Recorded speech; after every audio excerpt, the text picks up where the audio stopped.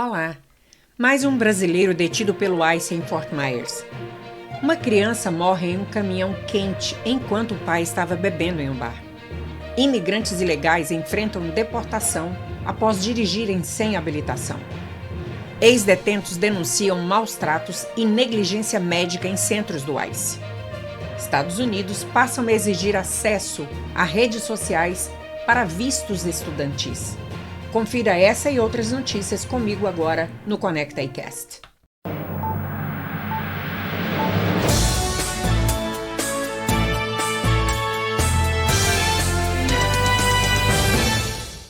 Uma abordagem de trânsito em Cape Coral levou à prisão do criminoso condenado Dylan Blanchard, de 31 anos, após serem encontrados drogas, uma arma e um mandado pendente de outro estado.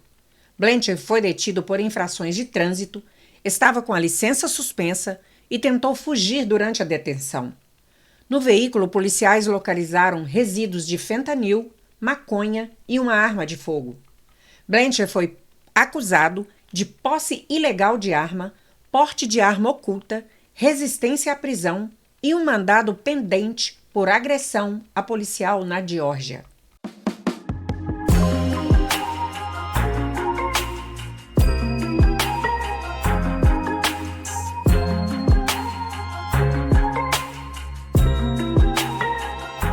No dia 19 de junho, uma tragédia chocou a comunidade de Ormond Beach, na Flórida, após a morte de um menino de 18 meses que foi deixado em um caminhão quente por várias horas.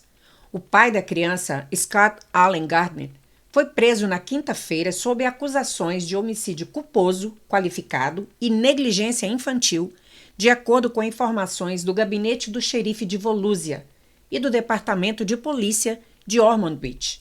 O incidente ocorreu na sexta-feira, 6 de junho, no estacionamento do Hank Panks Lounge, em Ormond Beach. Segundo a VSO, o pequeno Sebastian, de apenas 18 meses, permaneceu indefeso dentro do veículo por mais de 3 horas. Durante esse período, seu pai, Scott Allen Gardner, estaria cortando o cabelo e consumindo bebidas alcoólicas em um bar próximo dali. A investigação revelou que Gardner forneceu vários relatos falsos sobre o que ocorreu naquele dia, conforme o comunicado da imprensa no Facebook. A temperatura corporal do menino foi estimada em alarmantes 44 graus pelos paramédicos. Dados meteorológicos indicam que a temperatura máxima registrada em Ormond Beach naquele dia foi de 33 graus, o que agrava ainda mais a situação dentro de um veículo fechado. Scott Allen Gardner foi detido na quinta-feira na residência de sua mãe em Ormond Beach, quase 2 semanas após a morte do seu filho. O xerife de Volusia, Mike Shedwood, está programado para discutir os detalhes do incidente e da prisão em uma coletiva de imprensa hoje, nesta sexta-feira. Esse trágico evento serve como um alerta sombrio para os perigos de deixar crianças sozinhas em veículos, especialmente em climas quentes. De acordo com o Conselho Nacional de Saúde e de Segurança, uma média de 37 crianças com menos de 15 anos morrem anualmente nos Estados Unidos devido à insolação após serem deixadas em veículos. Em 2024, foram registradas 39 mortes e até o momento, em 2025, pelo menos 6 mortes já foram relatadas, incluindo a de Sebastian. As autoridades continuam a investigar o caso e a comunidade aguarda mais detalhes da coletiva de imprensa do xerife Shedwood. A morte de Sebastian ressalta a importância da conscientização sobre os riscos de hipertermia em veículos e a responsabilidade dos cuidadores em garantir a segurança das crianças.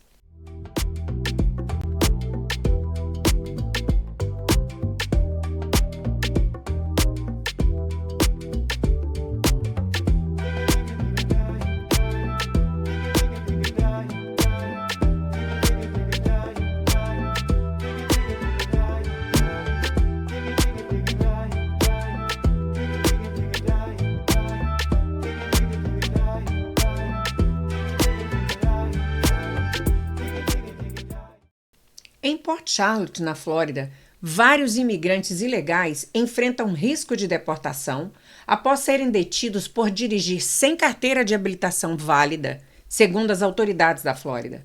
Um dos casos mais recentes envolve Alejandro Escobar, de 25 anos, que está sob custódia na cadeia do condado de Charlotte, após ser abordado pela patrulha rodoviária da Flórida. Escobar, natural do México, foi parado na terça-feira passada na rodovia I-75, em Ponta Gorda, por dirigir de maneira imprudente, colado na traseira de outro veículo. Durante a abordagem, os patrulheiros descobriram que Escobar estava dirigindo sem uma carteira de habilitação válida e, além disso, estava utilizando uma placa de veículo falsificado. Escobar é apenas dos pelo menos 9 imigrantes indocumentados que foram presos nas últimas 2 semanas no condado de Charlotte, todos por infrações relacionadas à direção sem habilitação. As autoridades estaduais afirmam que o problema vai muito além dos indivíduos flagrados ao volante. O procurador-geral da Flórida, James Whitmire, declarou que centenas de imigrantes indocumentados por todo o estado estão utilizando carteiras de motorista ou placas de veículos falsificadas. Segundo ele, essa prática representa um risco significativo para a segurança pública, além de ser uma violação das leis estaduais. Há centenas de estrangeiros burlando o sistema, comprando carteiras de motorista sem realizar os testes necessários, pegando as estradas e colocando todos em risco, disse Whitmire em uma recente coletiva de imprensa. O procurador-geral enfatizou que o estado da Flórida está adotando uma postura mais firme contra motoristas sem documentos legais e também contra aqueles envolvidos na produção e venda de documentos fraudulentos. Ele afirmou que a Flórida está agindo com determinação para combater essas infrações e garantir a segurança da população. Somos um estado de direito, disse Whitmire. Faremos tudo o que pudermos para trabalhar com o governo Trump e parceiros federais para fazer cumprir a lei e manter as pessoas seguras. Essa operação de repreensão está acontecendo em todos os condados aqui da Flórida e é um reflexo das políticas estaduais mais rigorosas relacionadas à imigração e visa, além de garantir o cumprimento das leis de trânsito, aumentar a segurança nas estradas da Flórida. O caso de Escobar é um exemplo do trabalho contínuo das autoridades em identificar e prender imigrantes ilegais envolvidos em atividades criminosas ou que representam riscos à segurança pública.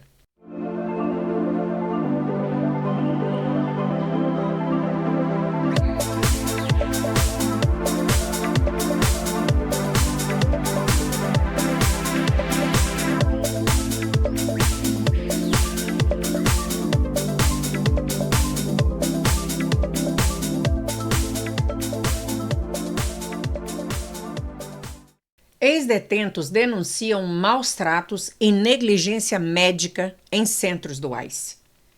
Ex-detentos que estiveram sob custódia do Serviço de Imigração e Controle de Alfândega dos Estados Unidos revelaram casos alarmantes de abusos físicos, retenção de medicamentos essenciais e negligência médica em vários centros de detenção espalhados pelo país.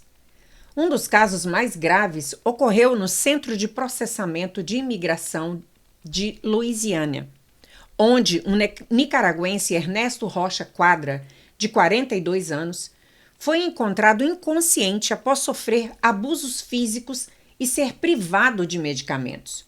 Rocha havia feito pelo menos 29 reclamações formais, alegando que seus pedidos por assistência médica foram repetidamente ignorados. Sua morte, posteriormente, aumentou a preocupação internacional sobre as condições enfrentadas pelos detentos. Outro escândalo denunciado envolveu mulheres migrantes no centro de detenção de Irving County, na Geórgia, onde procedimentos médicos não autorizados, incluindo restectomias, foram realizados sem consentimento das vítimas. As denúncias dessas mulheres frequentemente resultavam em retaliações severas, como isolamento em solitárias e agressões. Na Flórida, o centro de detenção Crum, localizado em Miami, também enfrenta graves acusações. Ex-detentos relatam superlotação, condições insalubres, escassez de alimentos e água potável, além do acesso extremamente limitado a serviços médicos. Segundo organizações de direitos humanos, como a Human Rights Watch, esses abusos são sistemáticos e frequentes, sendo agravado pelo crescimento significativo do número de detidos nos últimos anos. Ativistas e entidades defensoras dos direitos humanos cobram urgentemente uma reforma no sistema de detenção do ICE, buscando garantir respeito aos direitos fundamentais dos migrantes e acesso irrestrito a cuidados médicos dignos. Essas denúncias lançam uma luz crítica sobre a situação precária enfrentada por milhares de imigrantes em detenção, destacando a necessidade de transparência e mudanças estruturais imediatas.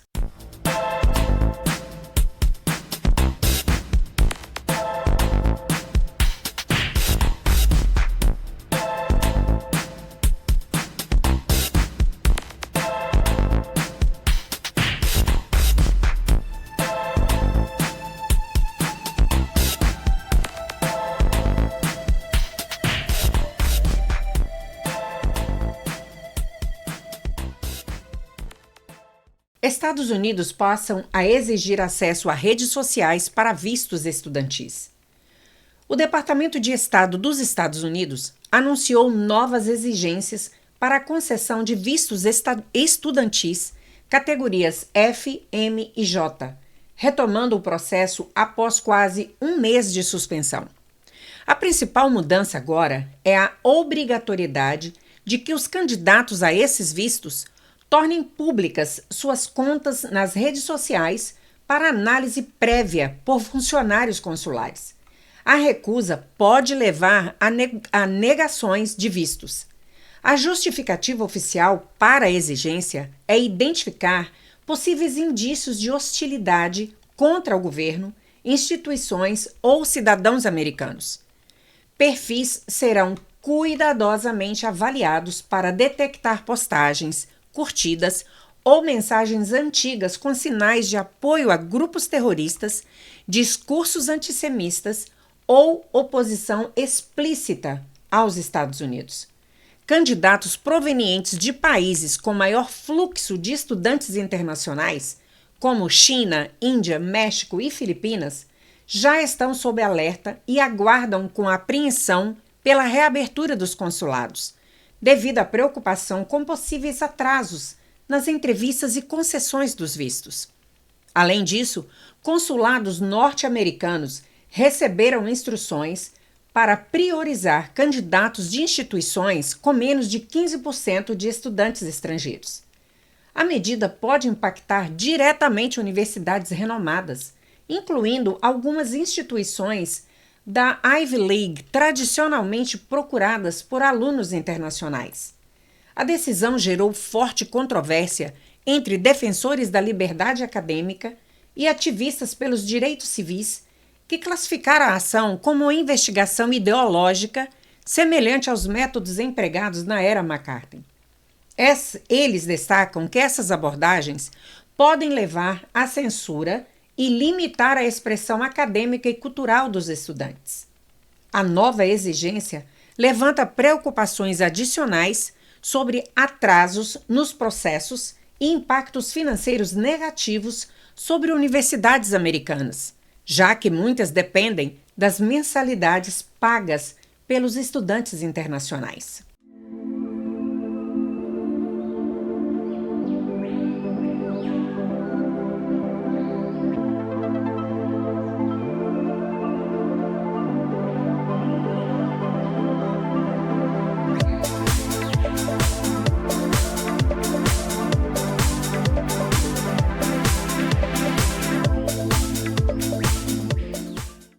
A agência We Insure oferece gratuitamente o serviço de guardianship à comunidade brasileira. Nos dias 24 e 25 de junho, a agência de seguros WeInsure estará oferecendo gratuitamente à comunidade brasileira a elaboração do documento de procuração para a guarda dos filhos, o Guardianship Power of Attorney. O atendimento acontecerá entre 1 e 4 da tarde no escritório localizado no número 10231, na Metro Parkway, Suíte 104, em Fort Myers. Os interessados devem comparecer munidos dos documentos necessários. Aproveite essa oportunidade para proteger sua família. Brasileiro detido pelo ICE em Fort Myers sofreu maus tratos. No último dia 4 de junho, o brasileiro Herbert Fernandes foi detido pelo ICE em Fort Myers, na Flórida, após comparecer a um agendamento solicitado pelas autoridades para a troca de sua tornozeleira eletrônica. Herbert morava nos Estados Unidos há 4 anos e, junto com a esposa e seus 3 filhos, já eram monitorados há algum tempo. Segundo relatos da família, ao chegar ao local indicado pelo ICE, Herbert foi imediatamente apreendido, enquanto sua esposa e filhos foram liberados. Ele foi enviado inicialmente para um centro de detenção em Miami, onde permaneceu incomunicável por 4 dias. Durante esse período, relatou à família condições precárias, afirmando ter ficado 6 dias sem direito a banho e com alimentação restrita e racionada. Após essa experiência, Herbert foi transferido para outro centro de detenção, dessa vez na Louisiana, onde passou por mais dificuldades. As autoridades teriam tentado obrigá-lo a assinar um documento cujo conteúdo não foi informado claramente.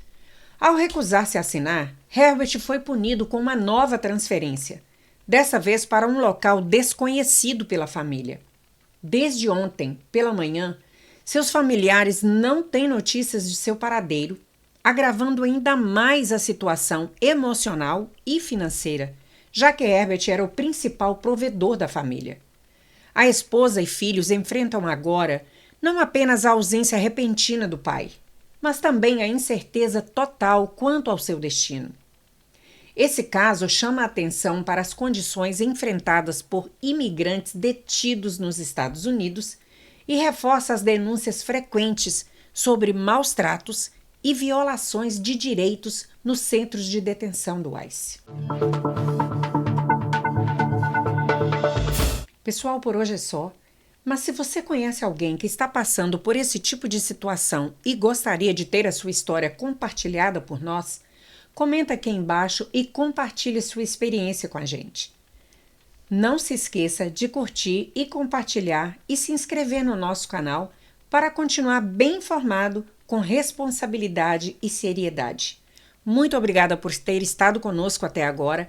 Nos vemos numa próxima edição. Até mais!